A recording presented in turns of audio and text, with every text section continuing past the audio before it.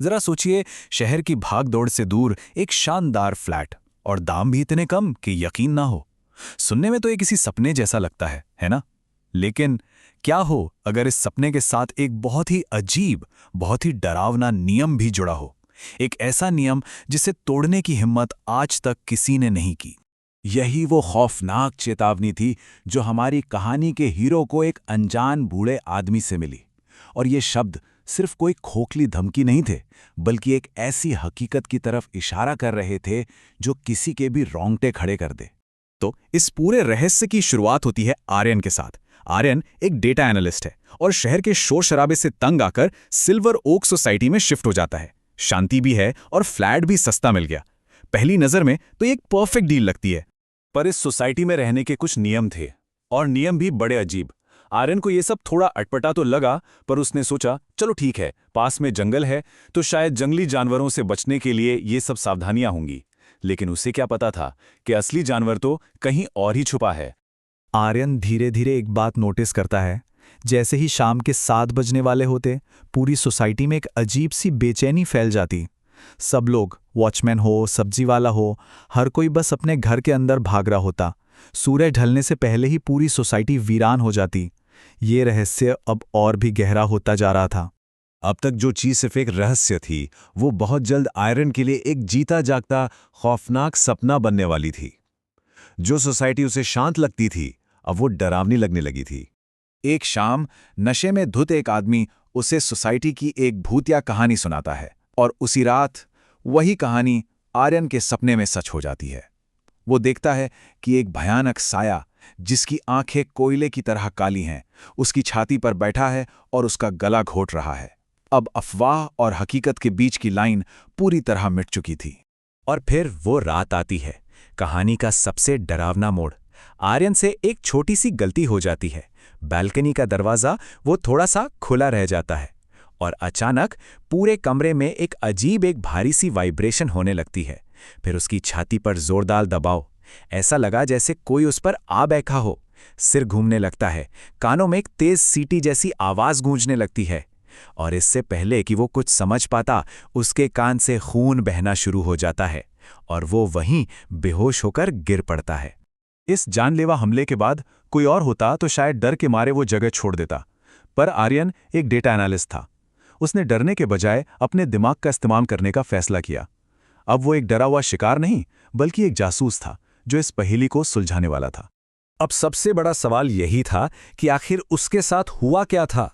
क्या silver okay society सच में किसी भूत के साए में थी, या ये सब उसके दिमाग का कोई वहम था, कोई बीमारी थी, या फिर सच्चाई इन सब से कहीं ज्यादा अजीब थी।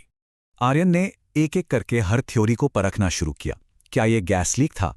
नहीं, क्योंकि कोई स्मेल नहीं थी। क्या कोई दिमागी बीमारी? नहीं, उसकी मेडिकल हिस्ट्री बिल्कुल साफ थी। Psychological stress? अरे भाई, स्ट्रेस से किसी के कान से खून नहीं बहता। जब सारी आम वजहें खारिज हो गईं, तो आर्यन एक बहुत ही अनसुनी, एक बहुत ही अजीब संभावना पर पहुंचा। और यहीं से इस कहानी का सारा खेल पलट जाता है। इस शराब के पीछे का राज किसी भूत प्रेत की किताब में नहीं, बल्कि साइंस की किताब में छिपा हुआ था। आर्यन को पता चलता है इंफ्रासाउंड के बारे में। ये ऐसी साउंड वेव्स होती हैं, ऐसी ध्वनि तरंगे होती हैं जिन्हें हमारे कान सुन नहीं सकते, लेकिन हमारा शरीर इन्हें महसूस कर सकता है। ये तरंगे ज्वालामुखी से लेकर बड़े बड़े विंड टरबाइन तक पैदा करते हैं, और इनके असर से सिर दर्द, चक्कर और बेचैनी जैसी चीजें हो सकती हैं। तो सवाल ये है कि आखिर ये होता कैसे था। देखिए, हर शाम ठीक 7 बजे जैसे ही सूरज ढलता है, एक खास प्राकृतिक घटना होती है। आसान भाषा में समझते हैं, जंगल की जो ठंडी हवा है वो जमीन से उठने वाली गर्म हवा से टकराती है। इससे हवा का एक खास करंट, एक बहाव बन जाता है, और ये हवा का बहाव जब सोसाइटी के पास उन पुराने खोखले पेड़ों के अंदर से गुजरता है, तो वो पेड़ एक बहुत बड़ी बांसुरी की तरह बजने लगते हैं, और इनसे जो आवाज़ निकलती है वही है इंफ्रासाउंड। तो फिर 7 बजे दरवाजे बंद करने का नियम क्यों था? वो इसलिए क्योंकि बंद दीवारें इन खतरनाक तरंगों को बाहर ही रोक देती हैं। लेकिन अगर एक खिड़की या दरवाजा भी खुला रह जाए, तो पूरा का पूरा घर एक गूंजने वाले बॉक्स जैसा बन जाता है। ये उस हल्की सी आवाज की ताकत को कई 100 गुना बढ़ा देता है, इतना ज्यादा कि वो इंसान के अंदरूनी अंगों पर जानलेवा असर डाल सकती है। बिल्कुल वही जो आर्यन के साथ हुआ था। लेकिन ठहरिए, कहानी यहीं खत्म नहीं होती, क्योंकि इस प्राकृतिक घटना के पीछे एक बहुत बड़ी इंसानी साजिश भी छिपी थी। ये सिर्फ कोई हादसा नहीं था, बल्कि किसी की सोची समझी चाल थी।